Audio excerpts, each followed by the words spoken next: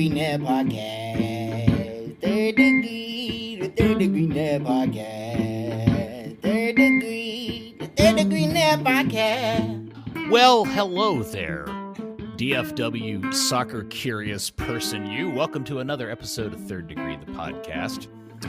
I'm not even sure what he's doing today. It could be only Dan's, it could be work, it could be both of those things, it could be beard trimming, it could be having a nice meal with his lovely wife. I don't know, but Dan is not here today. But in his stead is our other good friend, my Persian angel, Arman. I haven't heard that ever. Welcome, Arman. Thanks for showing up for the show today. Of course, anytime. Arman reached out to Buzz and I and said, he kind of like shoved us against the digital wall and said, I want to come on the podcast and rant about why FC Dallas isn't rebuilding. I mean, it's true, but maybe not the shoving part. Yeah, I think Buzz would kick my ass. So. It seemed pretty serious and insistent, but we'll get to that part.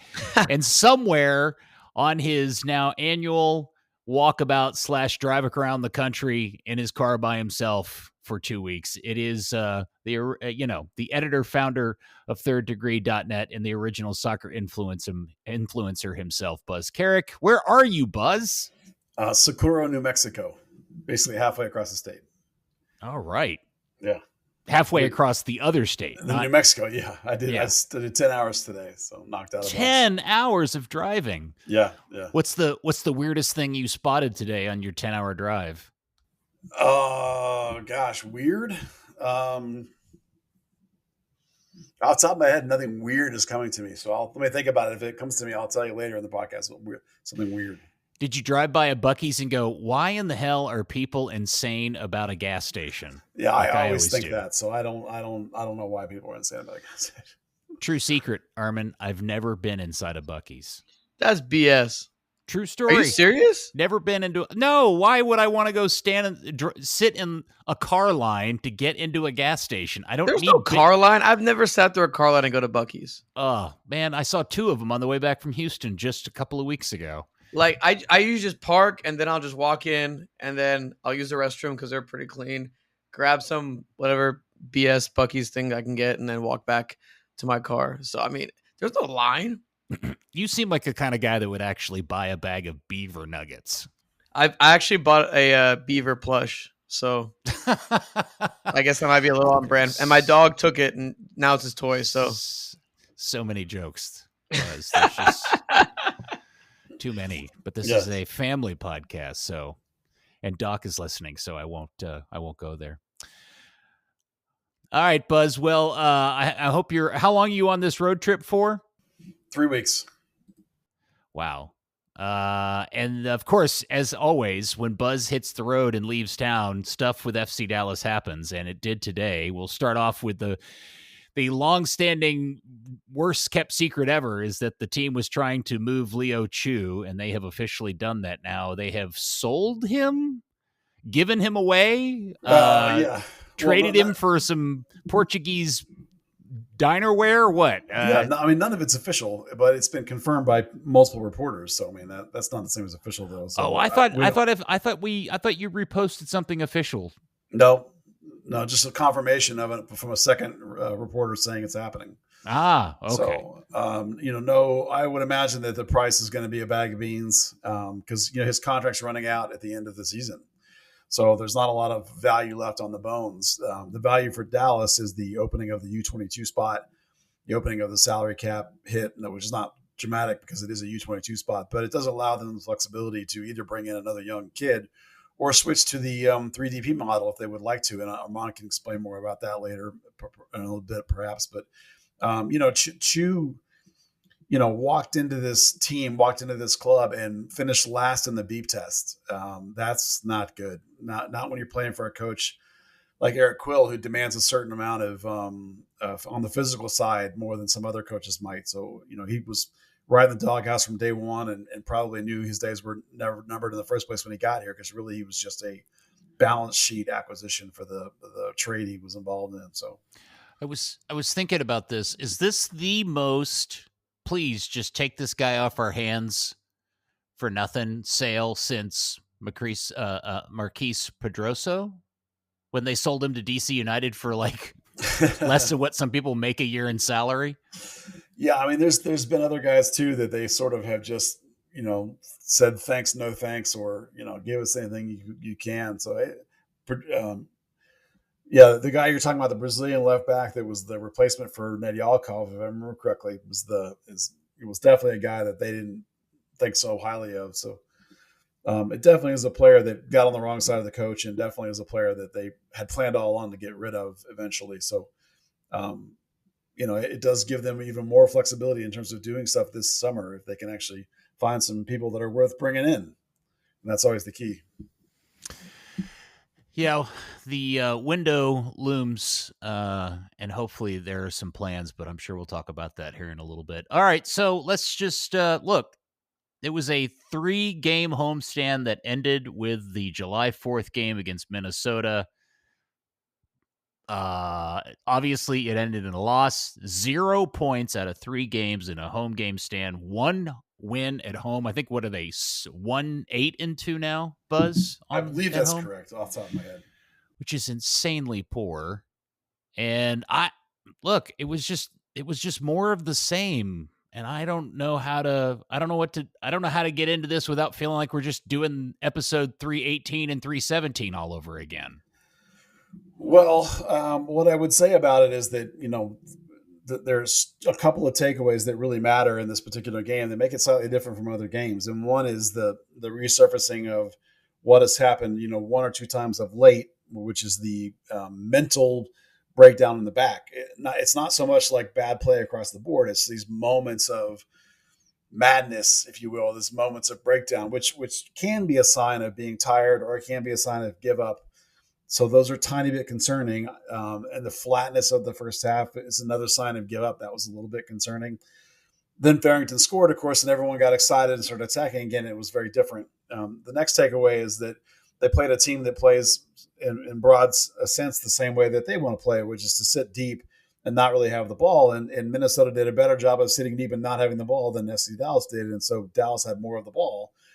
And they didn't know what to do. They didn't really know how to break down that defense. They didn't really have any strong ideas about how to attack that team. And they just were bereft of many good chances. And Minnesota, despite having less of the ball, had 14 or 15 shots at halftime. And I wrote about this in my breakdown that it was stunning that how poorly I thought Kaique played, and how much better Ramiro played when he came in. And like 15 of the 16 shots on FB Ref that Minnesota had came before that change. So sure, at that point they were leading 2-0, but at the same time, it's like one of those guys clearly is really slow, but actually knows how to play 6 and knows how to play it defensively and knows how to play it offensively. And the other one, who's 19 and incredibly mobile, doesn't. And sometimes it's not in a position like that in particular, and probably also in center back, it's not always just about pure athleticism. Sometimes it's about actually knowing what you're doing. And we can point back to Asiri Aramendi and how quality he was, and a guy that's not particularly like notably athletic or rangy either, and so they'll have some tough calls to make when you have a kid getting paid that they bought for $4 million. There's an emphasis to play him, and he got outplayed by the old man who has bricks on his feet. Arman, you are our friendly stat nerd. I'm going to ask you I'm going to ask you to tell me there's some sort of positive stat about this team that you have uncovered over the course of this season that gives you some glimmer of hope. There's at least one, right? Are you asking me? Yeah. There was moments in the middle, and I guess we're kind of in the middle of the season, but kind of earlier on where their goals added number was really like higher. I think it was like top 6 or 7 in the league at some point, but that's kind of slowly flatlined down. I mean, Minnesota had 1.7 expected goals, I think around halftime, which is not great when you're at home playing against a team like Minnesota, who was on the road the week before against New York. When you look at it, the optimism isn't. There's some metrics that are okay, like their expected goals allowed is slowly creeping up. It was kind of low, and it's slowly kind of gotten a little bit higher, especially with these recent run of games. They have a really decent expected goal number as well too, because they're consistently, I think, in losing situations. I haven't done the research into this specifically, but my assumption is when you're losing, you're going to push up and you're going to try to produce more moments. I think a lot of their expected goals are coming from losing game states because they're consistently losing, right? Like think about the Miami game where they flipped that game when they were down 3-1. A lot of their expected goals came from that losing game state of being down 3-1 to begin with. So I would say like they can score, they can produce situations, but they can't defend, which just seems like a problem that we saw towards the end of last year as well too. It feels like where, yeah, Peter Luxine was producing great offensive numbers for the team, but defensively they were leaking goals left and right. And I think, Peter, we talked about it a lot, how Nico's style was more of, okay, hey, like we'll be defense first versus offense. Well, this one seems to be kind of more along the lines of what we see with Peter Luxine, where it was, hey, we're going to be more offensive minded, and yeah, we might be leaking the back, which I think personally is actually the best way for his team to proceed. Well, as Buzz said last week, I'm not sure this team's good at either offense or defense. Well, at the same time, that's the at the same time. Yeah. There's a really interesting and kind of sad side stat to this 3-game homestand triple loss, which is road games are hard to win, period. But what's really hard to win is when you're on like the last road game of a series of road games back to back, like 2 road games in a row or 3 road games in a row or 4 road games in a row. So not only did Dallas manage to lose all 3 of those home games, all 3 opponents they played, this was the last game of a multi-game road trip for each of those teams. One team was at the end of a 4-game road trip. One game was at the end of a 3-game road trip. And one team, this last one, was the end of a back-to-back road trip. I don't know if I've ever seen that before in Major League Soccer. I don't know if I've ever thought to look that up before, but yeah. Or notice that was the case. I remember commenting in the previous episodes, oh, hey, maybe there's maybe the hopeful sign is that this team's on I think it was San Jose that was at the end of a 4-game road trip. And then, nope, they lost that game. And then San Diego, I think it was San Diego that was a 3-game road trip. Nope. And then, of course, Minnesota. And I honestly got to say, now that I think about it, I don't know how you would ever go about researching this, but when was the last time a home team lost 3 straight home games in Major League Soccer to teams that were at the end of a multi-game road trip? Well, it's got to be relatively rare. And the thing that's so confounding is that their road record is 4-2-4. So like they have, like of their 10 road games, 8 of them are positive, a win or a tie. That's crazy bonkers good. And then to have 1 win at home is crazy bonkers bad. It's like it's the most lopsided, insane thing we've ever seen. Usually you would expect a flip of that. You'd expect a team that was 4-2-4 at home to have a 1-something record on the road.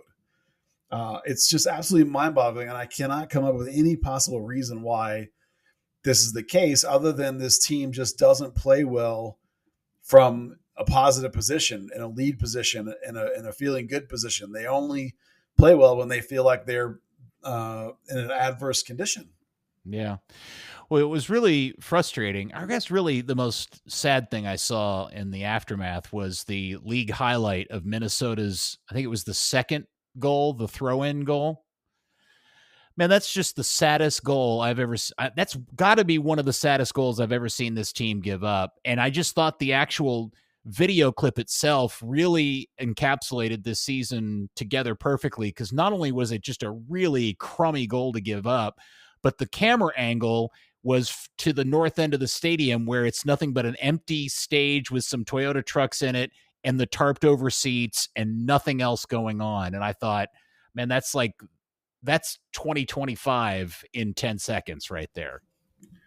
Yeah, that it really is. And both of those goals had similar properties in the sense that there was a guy at the back post not marked, and Ibiaga's lunge at the throw-in is comical, and it's those individual moments are so terrible. And the funniest thing to me was that after they got smoked on that first free kick from the left side, that was the first goal, the San Jose posted some photos of the what I thought was literally the same goal, because the players are all marking the exact same people and standing in the exact same place. The FC Dallas ones are, but it turned out it's not. It's at the other end of the stadium, and it's exactly the same. And so like they didn't. It's even in the other half, so they didn't change up that I could tell any of the assignments after they got ripped on the first one. So it's like I just don't. Sometimes I don't even know. Like just the guys on the field, like change it up, man. Like make sure somebody's getting marked up on all these people.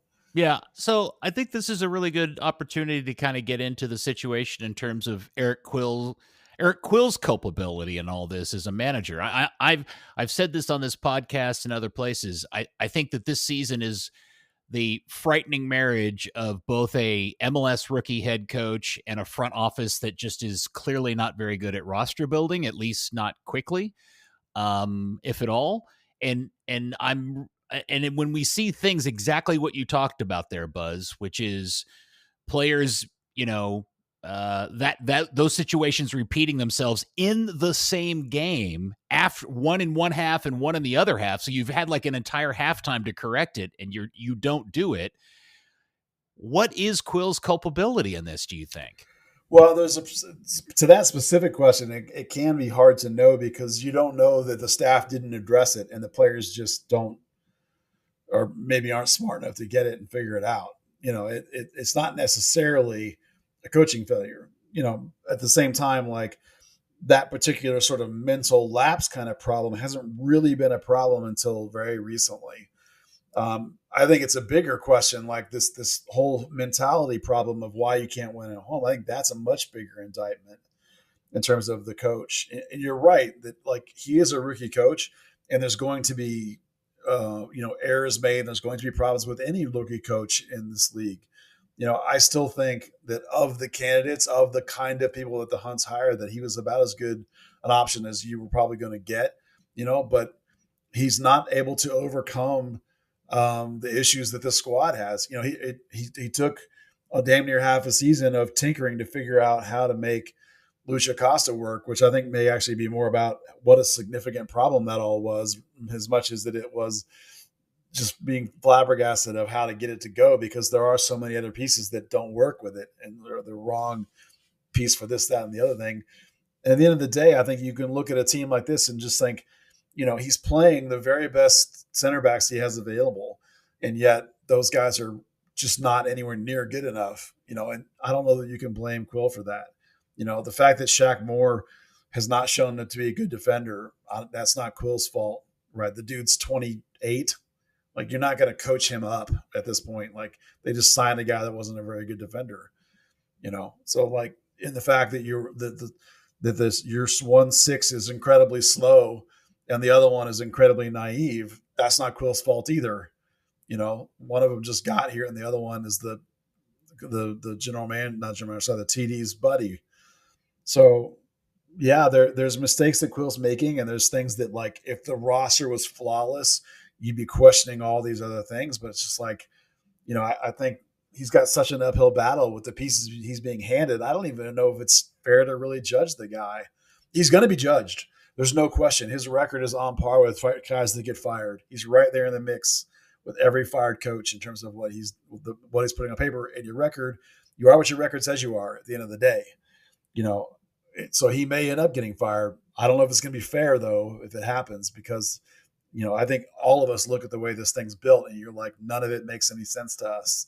And we've been saying that, by the way, for a long time. This is not like we just came up with this recently. So it was clear.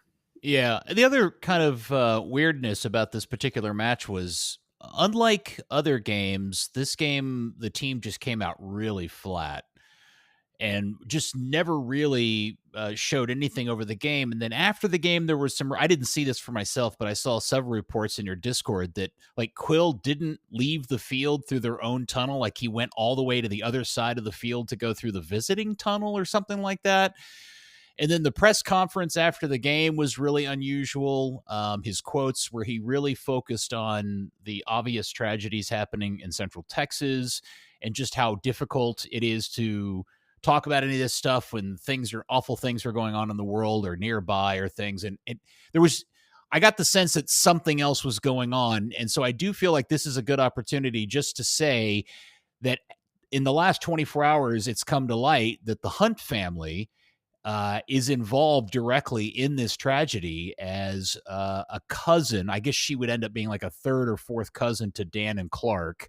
On the other side of the Hunt family, a little girl, she was one of the little girls that was killed in the Camp Mystic part of that tragedy. And clearly, I get the sense that I'm guessing, maybe I'm speculating, I'm over speculating, but I have a sense I do wonder if maybe a reflection of how everybody's mood was that night was that they all knew this was probably something looming over them that they were all had on their mind. I don't know if I can respond specifically to that without knowing, how that was inside the team and inside the club. That's something that if you're not in it, you're not in it. I will say that of the last, up until this point in the season, and maybe the last 2 games even, I know Quill enough to recognize that he's angry after the game in the press conference. He's mad. And the last 2, he's started the press conference with what to me looks like he's kind of defeated, like he's kind of losing hope a little bit. Now, as he gets talking, he gets angry about the deficiencies and he gets angry about these mistakes. He's like, the bottom line is these mistakes can't happen. It's just not good enough, and he's right about that, but I still think that, like, just looking at his face, I know him well enough. He and I aren't best buddies or anything, but I've known him long enough that I can see what I think and what I believe is defeat starting to creep in, that he just knows he doesn't have enough to be able to win these games. But then we watch him play on the road, and sometimes you're like, how is this even the same team? But like, even sit on the sideline, like the look on his face was just like, this is awful. That's a bummer. I was kind of hoping that maybe the connecting the tragedy to the giving them kind of an excuse for their performance and his kind of his post game press conference kind of mood. But if you're sensing that he's just defeated, well, that may even actually be in its weird way worse. It was way magnified in this most recent press conference, and it's very possible that it was magnified and accelerated by the tragedy. Like, I cannot tell you that it isn't that. Right. I just can tell you that, like, I was watching him on the sideline, and he looked like he didn't want to be there. But I could easily say that he didn't want to be there because of all that tragedy, right? Like, he may have felt really intimately connected to it because of his working for the Hunts, or maybe there's some part that we aren't even aware of that he has a connection. He is from Houston, right? And knows people down in that area and lived like a big chunk of most of his life down in that area. Ran a club down in that area.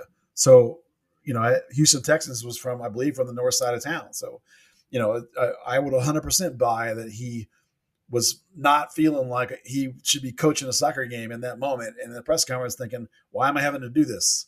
This is not what I should be doing right now. Like, so I can buy that, but I felt like I was sort of just starting to see a little bit of frustration and anger at the situation, and not just the players and not just the mistakes, like starting to sneak in the last game or two as this home stretch of losses continues, because he's baffled by it.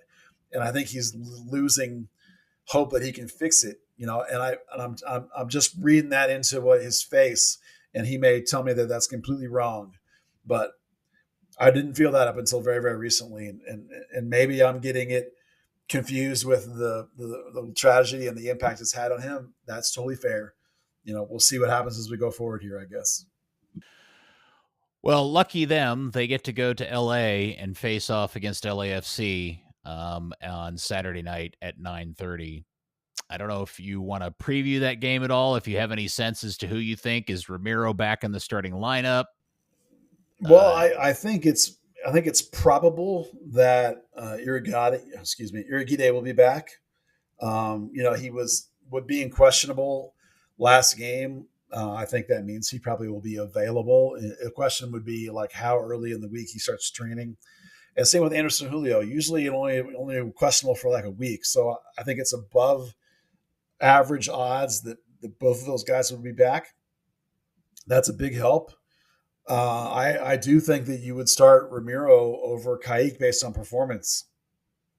But I also understand the investment in the young player, and I also understand that if you're going to play with 2 8s in midfield with him, with the 6, if you're going to have Lletget and you're going to have Delgado, that 6 needs to be able to get side on the sideline.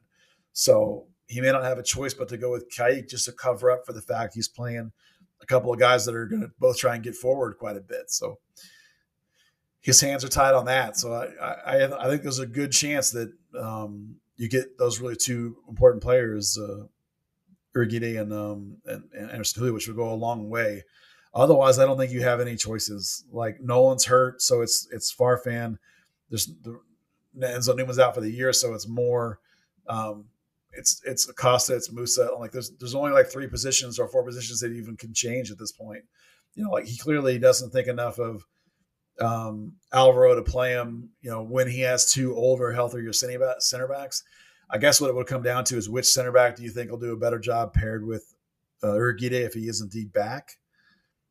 That might actually be, I thought Abubakar was out playing Ibiaga for like a month there, and then he got a start and got a red card, and then he got a start and then made a mistake. So it probably would be Ibiaga again. Arman, what do you think? You got any feelings about this 11? If I were them, I mean, obviously they know their players better than I do, but starting Urquide against LAFC seems like a brutal way to come back from like a hamstring injury, to be thrown into potentially covering when you're outside backs for Denny Bouanga or pushing up Hollingshead or David Martinez. Those guys are all like really lethal. And to come to be the game that you come back from, I think is tough. It's tough because you go Ibiaga, Abubakar versus those guys. I mean, again, because you have a guy coming up with soft tissue injury, you got you have to be a little careful, right? And he's played, and I was talking to Dan about this when it happened. I'm not sure if he's mentioned on here or not, but Urquide has played a lot of minutes this year, guys. A lot of minutes, and I think the staff has to be kind of wary of that because he'll continue to play like up there with guys that are like Champions League players, etc. in Europe. That's something the minutes he's was on a trajectory for before his injury. So I mean, I can see maybe Urquide maybe having like a cameo appearance or something like that late on if they're winning. I'd be a little bit more cautious with him, and I understand like things might be getting a little desperate, etc. But I'd be a little bit more cautious with the Kayik and I'm blanking here. Oh, Ramiro debate is tough again because I think Ramiro is going to be a guy that can easily pull the strings in a game like this where LAFC is constantly going to be on the attack and with the ball. And yeah, I think you want that organization with a guy like Ramiro. But again, Kayik is a guy that he can also do those things, but there are going to be mistakes that come with it, right? So, I mean, Buzz, I think your 2 changes are pretty spot on.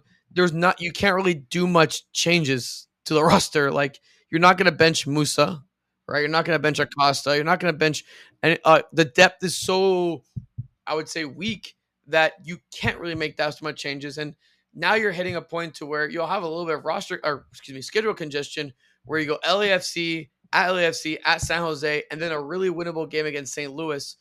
There's going to be a lot of roster congestion, a lot of tired bodies before you have a week-long break going into the match against NYCFC on July 25th. So, I mean, Buzz, I'm with you. And again, I think you, as usual, hit the nail on the head, especially with the whole debate at 6. Because again, I can see why you want to play a guy, develop him, get those minutes, etc. But now this is where the whole thing kind of comes around to, okay, like if this is truly a rebuild, you're going to play Kayik, right?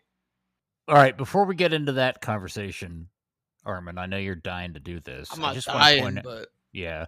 So, am I wrong in thinking this is LAFC's first game back since the Club World Cup games? I don't think they've played since they lost to Vancouver 1-0, and that was after the Club World Cup games. All right, so they've had like a week and a half off. Yep, because the Austin game that they were supposed to play on Saturday got canceled due to the tragedy that happened in Central Texas. That's what it was. They're supposed to be coming back from a road trip. So they'll be playing Colorado on Wednesday, and then at home, and then they'll play Dallas. And actually, I'll be at that game hilariously. So, so they will have played a game before Saturday. Correct.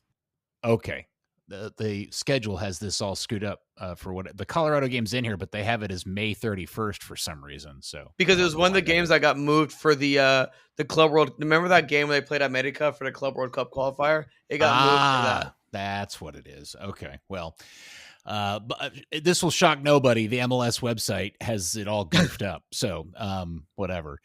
All right. So this gets into the conversation that leads to Arman's participation in today's podcast, which is I think I may have said it on the podcast or written it on the Discord or something, or Buzz did or somebody did. And I got this really just very terse text from Arman like at 2:00 in the morning where I think he was drunk or something and said, I want to come on the podcast because this isn't a rebuild. So go ahead, go with your rant. Tell everybody why this isn't a rebuild. Okay, please. So I've done a lot of thinking about this. I've done a lot of thinking into MLS roster building because with the whole idea of you can carry over GAM, etc. I was like, well, maybe a team should blow it up a year, just accumulate all this GAM, then take it over to the next year, and maybe who knows what happens. You have all this money, you can kind of compete for a year, especially with how the allocation money moves. I did a lot more research and I thought about it, like kind of theoretically, and it's like rebuilding an MLS, unless you're a situation like Toronto, for example, or DC, and for the context, Toronto, they just bought out both their DPs, two of their DPs, and now it's like, okay, we need a clean rebuild. We spent all this money. They spent, what was it? I think on Bernardeschi and Insigne more money combined on those two than Miami does on Messi, which is like pretty wild if you think about it. And to be that terrible and have that big of a payroll, okay, I think that makes sense. Even in the case of DC United, right? They got rid of Mateus Clich. They have Benteke. They're in a bit of a weird spot because Clich is still a DP. They're kind of in a rebuild, etc. And I can even make the argument about Houston. The Dynamo, they lost Coco Carrasquilla. They lost, who was it? Maciel, I think it was the center back. Mikael, excuse me, the center back. And they had to kind of go through a little bit of I'd say, kind of a slow start to get the proper pieces back into place. Dallas has the pieces, guys. And like when I mean the pieces, I mean the money that they've spent. You spent $9 million on Petar Musa, $4 million on Kayik.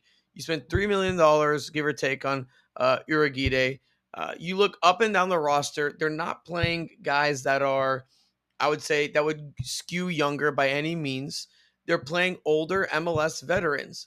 This is a team that, in my opinion, when we look at this, it also makes sense in the grand scheme of MLS that's trying to compete now.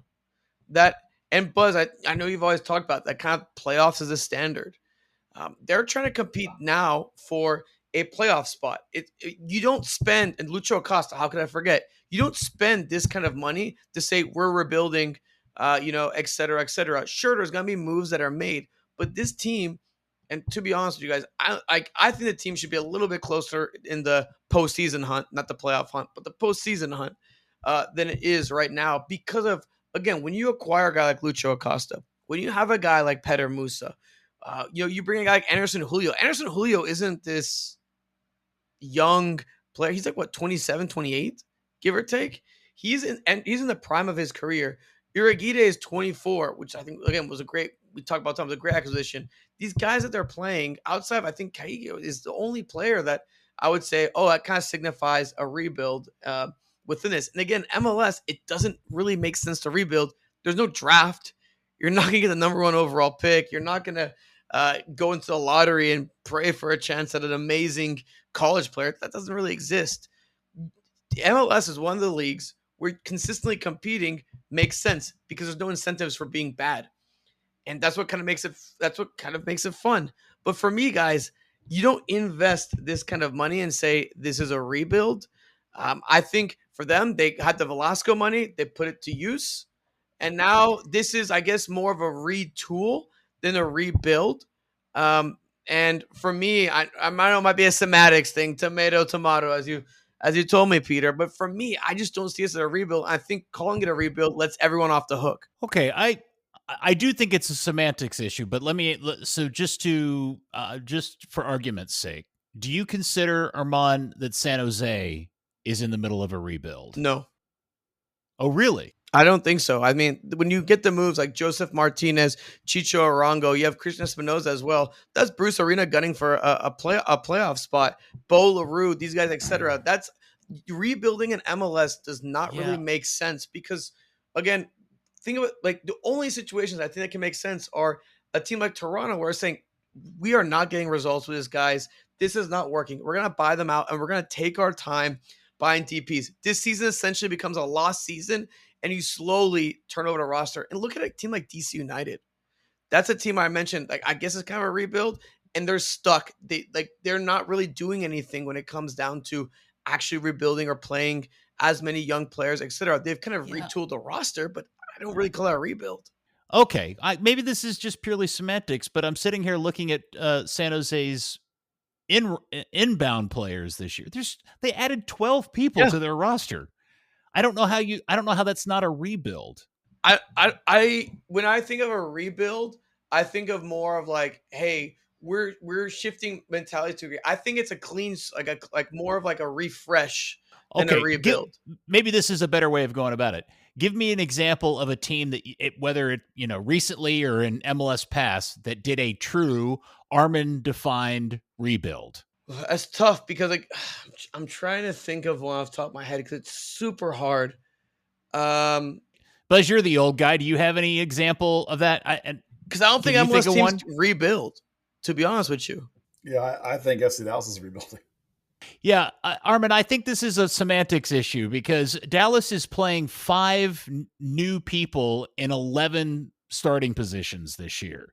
And maybe this is just functionally a tomato thing, but when you literally change out half of your starting 11, whether it's a retool or rebuild, I don't think it makes any difference. I think to the rank and file fan, it looks like you're in the middle of starting over from scratch again. And that's really what I think drives people the most nuts, especially in Dallas's case, this is now the 3rd time it's either a retool or a rebuild in the last 9 years. Can we agree on that?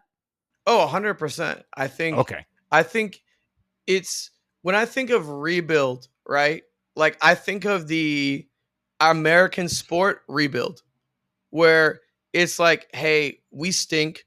We need to rebuild through youthful players. I would probably say that when I think about it, Philadelphia's kind of not, I wouldn't say done it, but are kind of maybe closer to it. They said, hey, we're going to go through and play with our academy guys. We're going to boost all these academy guys up, like play a lot more of our homegrowns relative to what's going on. I think in Dallas's case, I think they should be, with again the money invested, they should be pushing for I think a playoff spot. I think you're right. It might be more of a semantics thing, but again, when I think of rebuild, I think of classic American. Hey, rebuilding our team.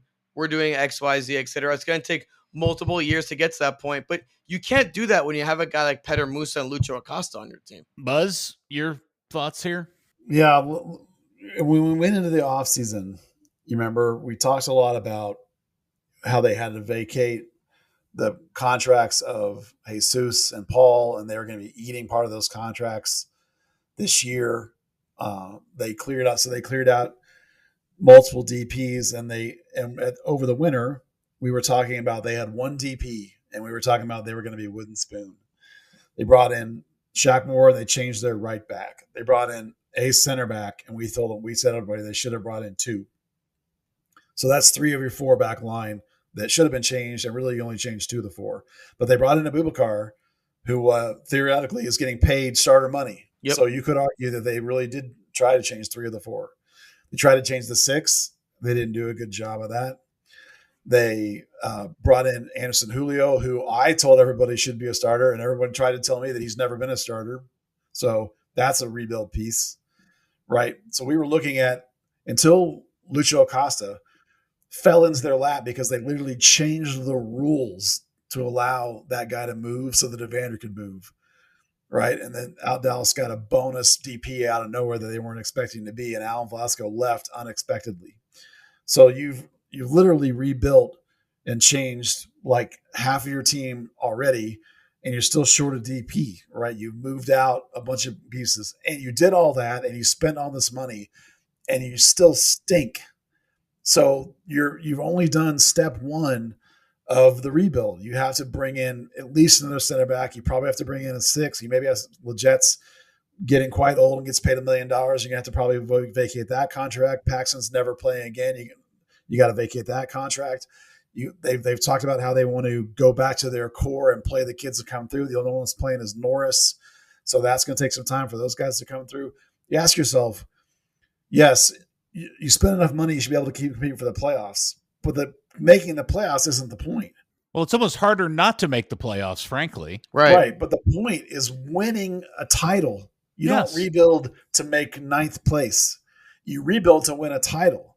So, yes, it's a rebuild. Yes, it will take another 2 seasons to turn over all the crap pieces on this roster to actually make a team that can compete for a championship. Now, if you tell me that that's too long for Peter Musa and Lucho Costa, and then you're just even more underlying the idea that they have screwed up this rebuild already. Right. And Yeah. have by pieces that don't fit together and aren't going to be around long enough to be able to have a cohesive unit that actually compete at the top of the league, right? That's the end of the game, right? Win a championship. Like this talk of like, oh, you've done good enough to make the playoffs. Who gives a crap about making the playoffs other than apparently the owner? We shouldn't even be talking about that. We should be talking about, can you compete with these teams in the top 3 or 4 spots in the league? And the last couple of games against people like San Diego shows me that you're not even close. So, Buzz, you posted, just to kind of put some more color on this the other day, you posted what you call the Zanata era. Yeah, error was your word, not mine. And it shows where the team finished in the Western Conference from his run from 2019 to today. And out of all of that, the highest, I actually found this fascinating because it actually tells a really interesting story related to what you just said about expectations, which is the highest was obviously 2022, Nico Esteves' first year when they finished 3rd out of 14 in the West.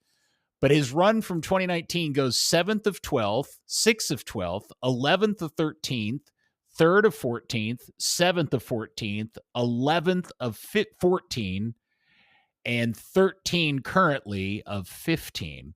And I thought, that is a shitty record until I realized that out of all of that, only twice did they miss the playoffs. Yeah. And according to how this club sees themselves, that's good enough. That's the bar set. Anything past making the playoffs appears to pass as house money. Yeah, well, they've said that the minimum is making the playoffs, and they say that they're trying to win championships. So, if you're trying to win championships, this team is not within a light years of winning a championship. So it's like that's why it's a rebuild. You have to still do massive work to be able to compete at the top of this league. You know, and there's seasons in there where guys didn't make the playoffs, they got fired. So if Buzz and I want to call it a rebuild, and Arman, you want to call it a retool, how about we meet in the middle and we call it a reboot? Well, it's like if Arman could be right that you shouldn't have like a full rebuild, that you should retool, but they did that then, and this team's it stinks. Right. So, well, I think retool again. Well, okay. So this is why I think this conversation is fascinating, because last year we talked all season long on this podcast about how the outcome of the 2024 season was so predictable starting in January that nobody should be surprised they ended up missing the playoffs. Like it was about as predictable an outcome of a season as we've ever had in Dallas. We have agreement on that. I feel like that up until the Lucho Acosta addition happened, we also were like, okay, this is going to be a rough season, but they're kind of starting over, a reboot, because they're changing formation. They've changed coaches. They're going to change all these players. They got rid of, they've essentially emptied out their academy products that they had added to the team. The only one left is the hurt one. And so, this is a really different looking FC Dallas team. Then they get Lucho Acosta, and some of us take a minute and go, wait a second.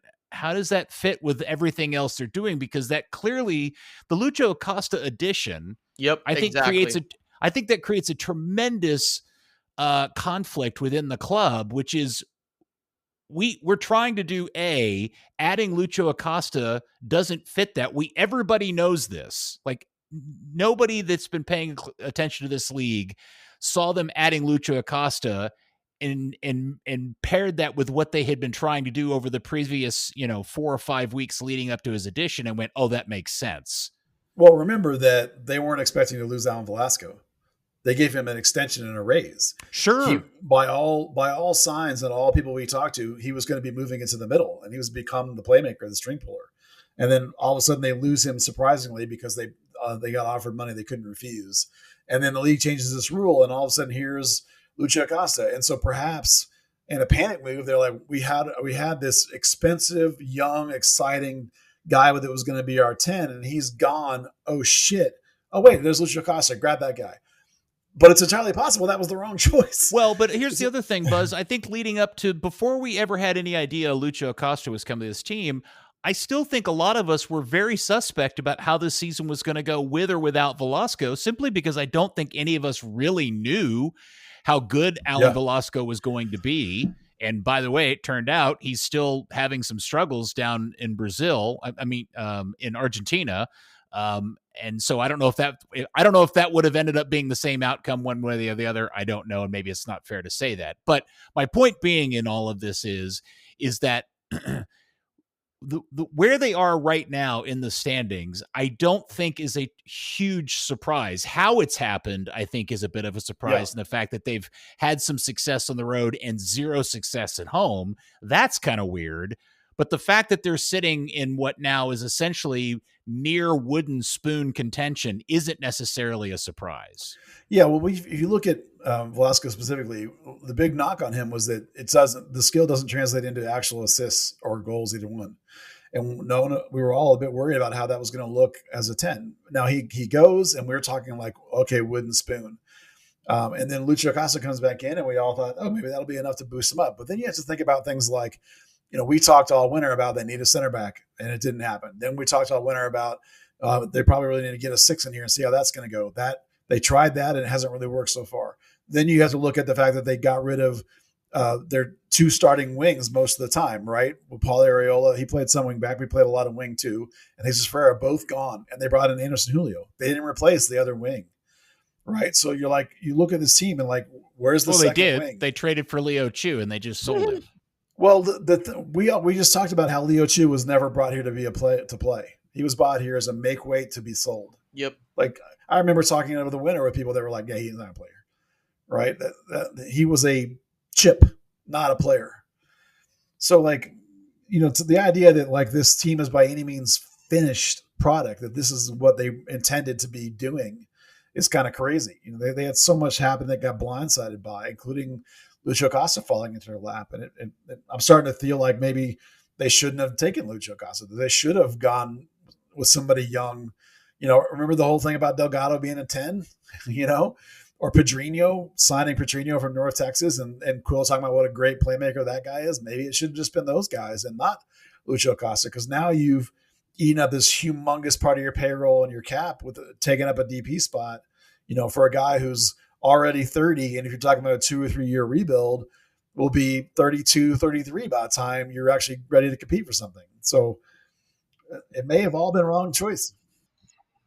And will he stay, right? That's the question, right? Because in Cincinnati, he kind of forced his way out and said, okay, like this isn't working out. And the situation could arise where, what if the club sells Petar Musa in the summer? I think that's very possible with what's going on. Then you have a Lucho Acosta coming there, which you'd anticipate that, the club has, replacements lined up at striker, right? Like, okay, hey, we got, we take this Musa money, we reinvest, etc. They've done that, and we've seen that with the Velasco move and how they reinvested that. But, again, when you bring in a player in the summer window, they have very limited time to make impact in the MLS season. So then it's like, is Lucho Acosta going to wait again? So Arman, if they sell Musa and if they sell Acosta, is that a rebuild? Yes. According to Arman, that would be the very first rebuild in MLS history. I mean, that would be a complete teardown of everything. Again, it's like it would be rough if you want to think. If they don't replace either of those guys, that would be rough to watch. Just think of all the gam they'd be swimming in, though, guys. They would get no gam. Guys. Oh, they wouldn't? They wouldn't, because Musa, full designated players, so players that cannot be bought down, they do not get GAM if they're sold. The only way that they could receive GAM for those players if they were sold intra-league. So, for example, when Cincinnati sold Lucho Acosta to Dallas, they received GAM for him even though he was a full DP. But if they sold Lucho Acosta outside of MLS, if they sold Pedro Musa outside MLS, they would receive 0 GAM. They just open up 2 DP spots. So they would get a lot of cash. They would have cash on hand, right, to spend on transfers. Exactly, correct. But they would not have allocation money to convert or spend within the league. It would just be money that you have to spend on transfers and stuff like that. So that leads me to this, because I feel like we could just prattle on about this forever, endlessly, and give everybody tired head. But what I would say is this: is the windows is coming up quickly. When is the window actually? At the end of the month, is it, Buzz? Yeah, I think it's the 24th. Yeah, okay. I think so too. It's definitely the end of towards the end of the month. I think it's the 24th. Yeah, so they're not so far out of it at this point that, that they're not. I mean, there's just zero chance they make the playoffs. I mean, they're it's not good, guys. They're on 21 points. But they're only 5 points out of a play-in spot. Or actually, LAFC is also on 26. They're in 7th. So, but they have 3 games in hand. Okay, stop it, Arman. Let me enjoy my thing. And my point is that it probably is fair to at least wait and see how the transfer window goes. I know what history tells us about Dallas transfer windows historically under the Hunts, but with this new crew and everybody telling me and everybody insisting that this is a new day and age, that Zanata's not doing this by himself and all of his new buddy and pals are really good at this. Don't they at least deserve until the end of the window before we really hold judgment on the 2025 season? Yeah, last window, I wrote about, I put out this plan, like you got to get rid of these pieces and you got to start bringing in this new stuff. And they did that stuff, not because they read my thing. That's stupid. They did it because it was so obvious that those things need to happen. And they made a couple of good moves. Irrigidi looks great, right? I think Anderson Julio's been a terrific addition, right? They've done some decent things. The kid Alvaro looks like he might actually be a nice find. Maybe Kaiki in a couple of years is good. I'm just saying, like, there were some positive first moves. Okay. But is it anywhere near done? No. But you have another window coming up right here where you can do some good things. Am I going to judge the coach by the end of this season? No, I think he deserves this whole year because he needs 3 windows to get this team turned over enough to be the team he wants to play. So it started next year. Then all of a sudden we're really going to start keeping score on that regard. But at the same time, I think you have to wonder if Lucho Acosta was the wrong move. Like I liked pretty much everything else they did on paper. I was like, okay, that makes sense. Except not bringing back Yaramendi and bringing in Ramiro. Other than that one was bad.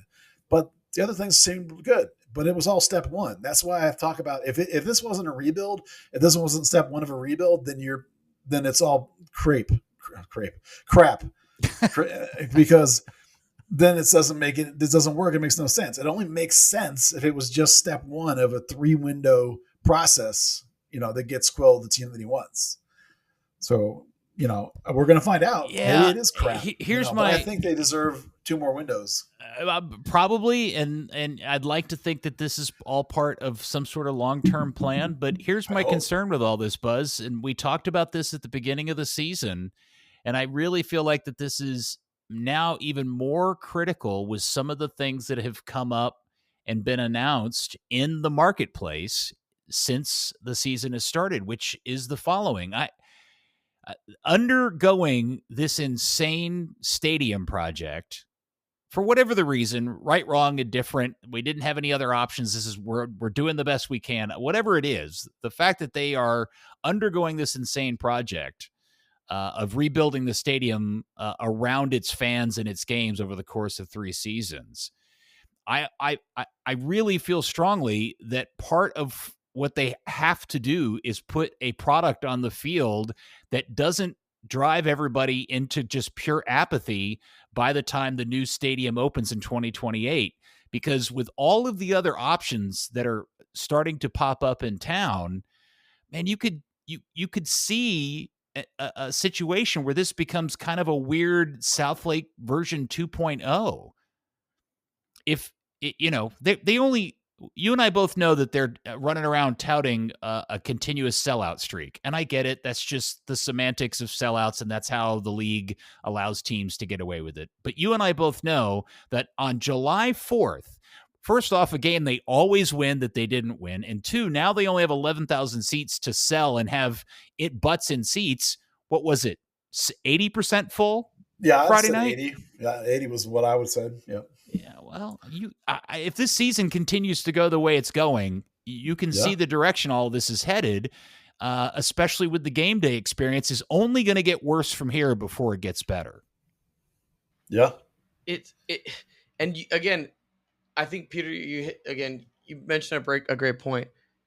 They have to put out product that's going to be entertaining on the field, and that, yes, it might have some lumps, but it has to be something to where people want to go. Because, again, there's multiple other options that are popping up that might take away from that. And, look, I understand it's the only, quote-unquote, first division team in the area. But people want to feel connected. And also people just want to, watch good, fun soccer to a degree. And if you're not getting that in a stadium where the atmosphere might be just kind of brutal, et cetera. Or, for example, I think Petar Musa has been excellent for FC Dallas. If he's sold and they struggled maybe to get a replacement that comes in immediately, then you're looking at, oh man, this is kind of like a lost 2025 season. Apathy kind of starts to go up, etc.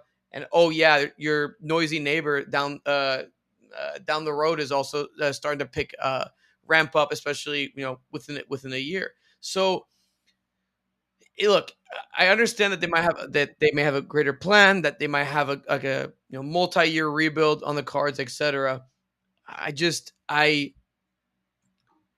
To me, there's going to be a lot of tests that are coming up, including, I think we're kind of glossing over it, but I think there is going to be some sort of thing with Musa coming up in the summer. I don't know anything. It just seems like the natural progression of a player of his caliber saying, hey, maybe I want to go back to Europe. What's going on right now isn't exactly what I expected, especially with, the situation he's in club-wise, where a lot of the guys in the Discord, I think, have pointed out that Pasalic for Orlando City has played his way into the Croatian team, and he's had an absolutely fantastic season, while Musa's sitting here saying, well, damn, I'm in a situation where, I'm not really getting the moments to shine, etc. Do I maybe go back to Europe? And then again, you're stuck with another decision to bring another forward and kind of continue going through this situation where you're refreshing, versus kind of what other teams do in MLS, where, yeah, those things happen, but you can trust them to bring in a trusted player that can fill in those gaps. Like, think of a team like the Columbus Crew, lose Cucho Hernandez, and they're like, all right, well, we'll look to bring in Daniel Gazdag and see how he fits and have Jason Russell roasted up, etc. So, and that last bit, Arman, is everything. That ability to actually identify and bring in people. Exactly. And the way that a lot of these MLS teams do it it's starting to be really great. And again, like a guy like Musa is a very talented player, but how long are you going to be able to hold on to a guy like that? And if you have to, again, change that up, then you're looking at bringing in a player, maybe may get 5 or 6 games towards the end of this year. That's going to have to acclimate to the U.S. And then you have to go through that process again if you're bringing a player that's international. These things take a lot of time.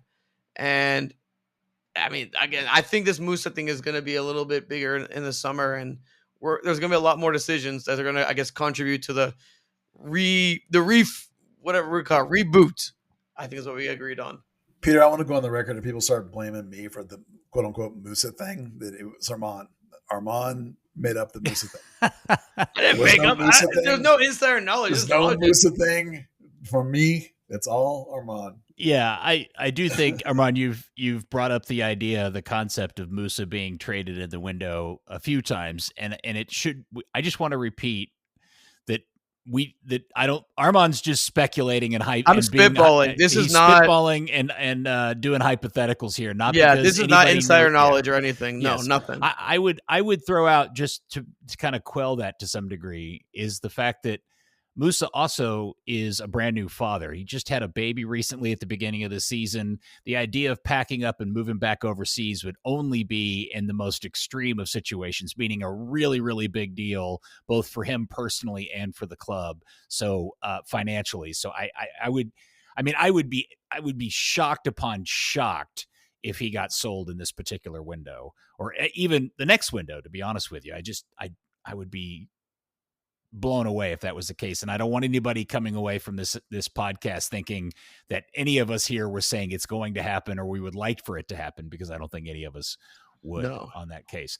Buzz, there was a rumor running around today, I guess from the Brazilian press or something, that Rafael Veiga, the attacking midfielder from Palmeiras, was somehow connected to Dallas. And I find that to be unlikely for a whole bunch of reasons. One, his cost. Two, the fact that he's already 30 and everything.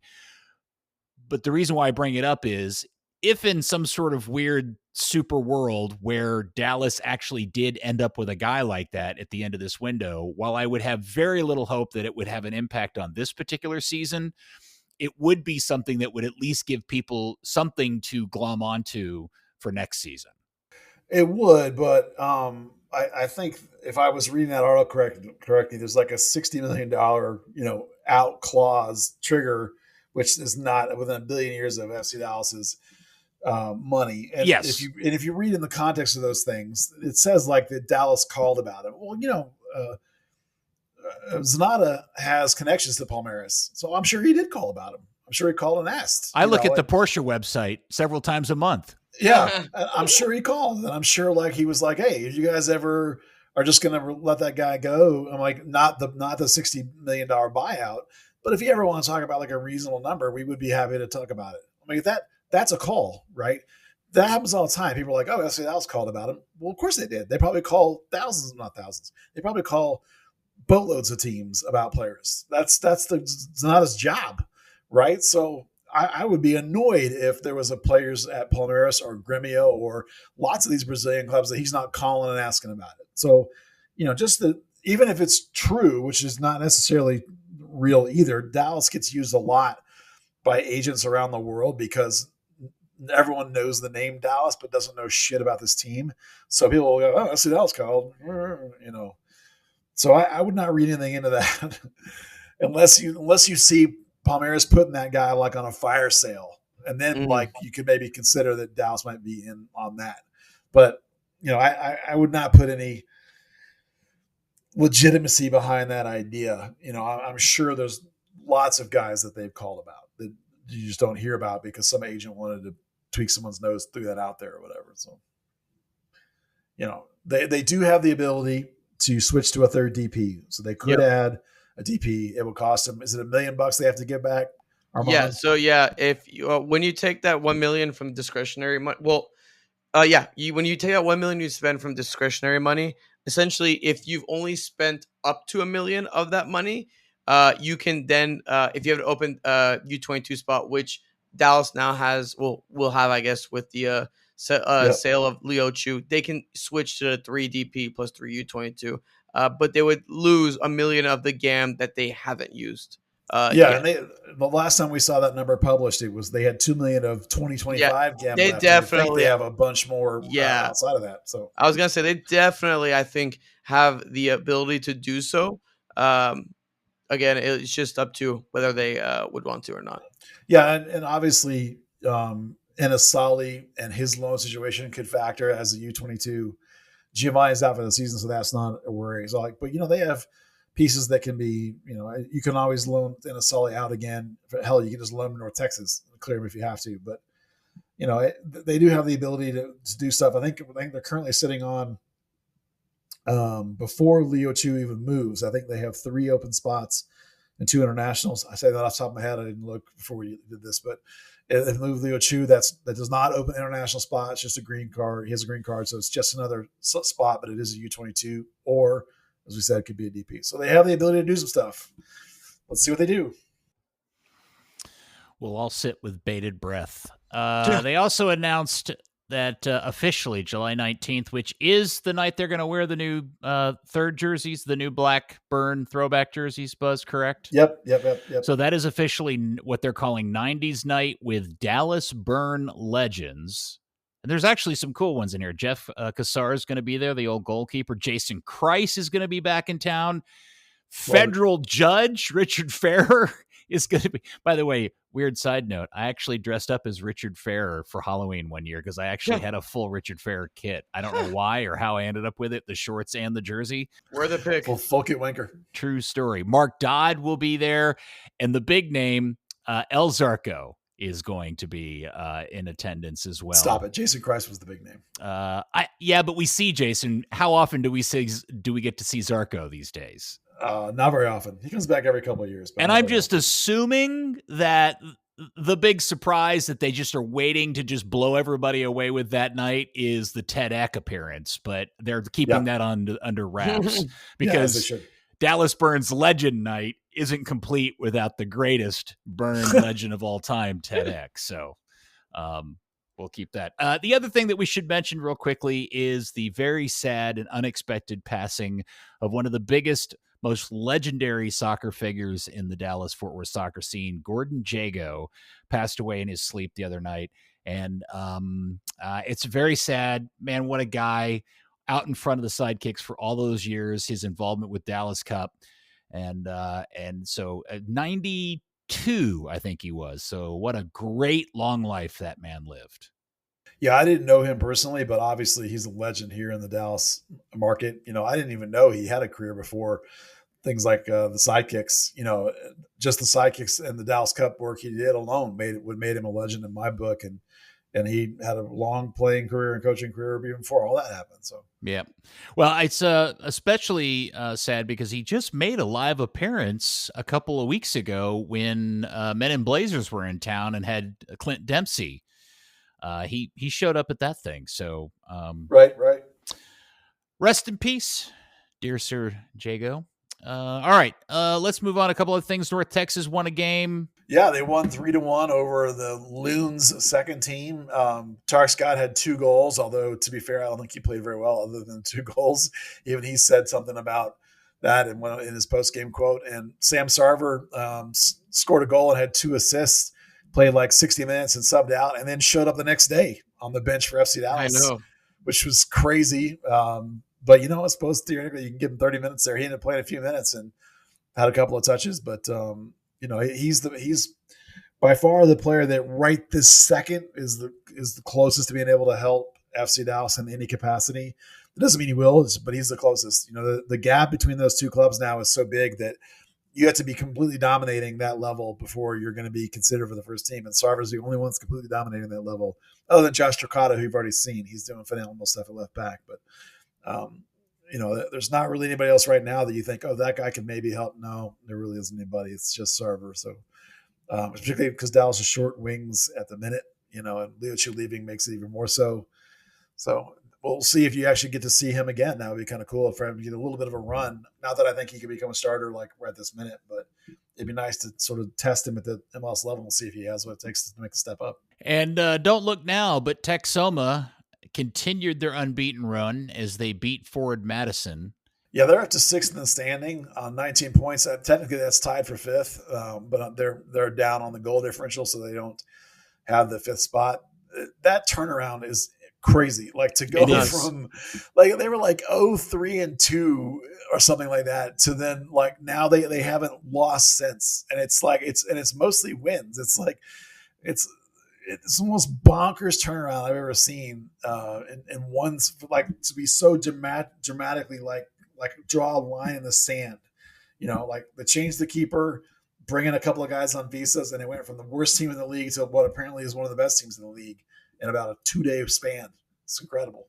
Actually, I take that back. It wasn't the Texoma game, that the people were wearing the Wiggle Butt shirts. It was the McKinney Chupacabras game is what it was. Yep. And did Chupacabras win that game? I don't know. I don't pay attention to results at that level. Who are you, and what have you done with Buzz Carrick? Yeah. What I pay attention to is that they had 4,000 at that game, which puts them over 20,000 for their 5 home games. Oh, that's great. If I did my math correctly, which is bonkers insane for a USL2 team. Okay, and this is an interesting question. Out of the 4,000 people, what day was that game? Saturday? Oh, I believe it was Saturday. Yeah, okay. Yeah. So out of that 4,000 people, how many of those people elected to go to the McKinney game instead of going to the July 4th FC Dallas game? Any of them? You think there's any crossover there? I don't know about that game specifically, but there was a game, I want to say a week ago, when we had the big storms on the game day, and then there was like the FC Dallas game got delayed, right? That game, you remember that game? Chupacabras had a game the same night that got delayed, and they had like 5,000 people originally, and after the weather, 3,000 of them were still there. And it was on the same night. There was 11,000 at Frisco, so it was literally less than 10 miles away with those people. Yeah, so, I wonder, and I have no idea how you would ever figure this out. You'd have to run some surveys or something. But is there a subset of people who were going to Dallas games who are like, you know what? Why don't I just go? I live in McKinney. Or live closer to the McKinney game? Why don't I just go there? They're cheaper and blah, blah, blah. I'm curious if that's a thing. I don't know. Yeah, no, that's what I mean. Is like they're doing the same numbers head to head as they are not head to head. So these people that are going to the Chupacabra games are going there all 5 home games. Yeah, and interesting. Are not going to FC Dallas games at the same time. So it's when they're at the same time. So whether those people were FC Dallas fans that have now switched, or whether they were people that didn't go to FC Dallas and only cared about listen, he's hyper local, hyper connected, with all the stuff in the community there. It's very different play. Mm-hmm. So, you would need a real marketing study to be able to answer those questions. But the numbers that they've done there are just absolutely, I've been to NPSL or USL2 games where there's literally less than 10 people in the stands here locally.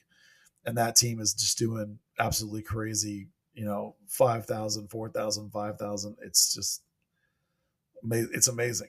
This is not a team in a little town. This is not drawing 4,000 in Lubbock or 4,000 in Sherman. Well, Madison's a bad example. Sherman, which they don't get that. This is in McKinney down the street, less than a baseball throw from Toyota Stadium. And you're drawing that. It's incredible. Well, I before we close up, I will share with everybody that I got my black crude. Is it black crude or crude black? The official. I don't know. Same thing. Same thing. Atletico Dallas jersey in the mail, and I recommend it. It's very nicely done. It's high quality. The attention to detail is really, really good. I would also forewarn you, because they are Chinese sourced, you may want to consider, because not only are they Chinese sourced, which means they are Chinese sizes, they also are athletic cut. So you may want to consider at a minimum getting 2 sizes larger than you normally would. So if you're a large, XL at a minimum, double XL is probably likely. And if you're not into tight fitting clothes, you may want to go 3 sizes larger, because they do run very, very small. So that would be my advice to you. Yeah. All that aside, and that is not a criticism, that's just the reality of what it is. The quality of it is really nice, and they look great. So they seem to look awesome.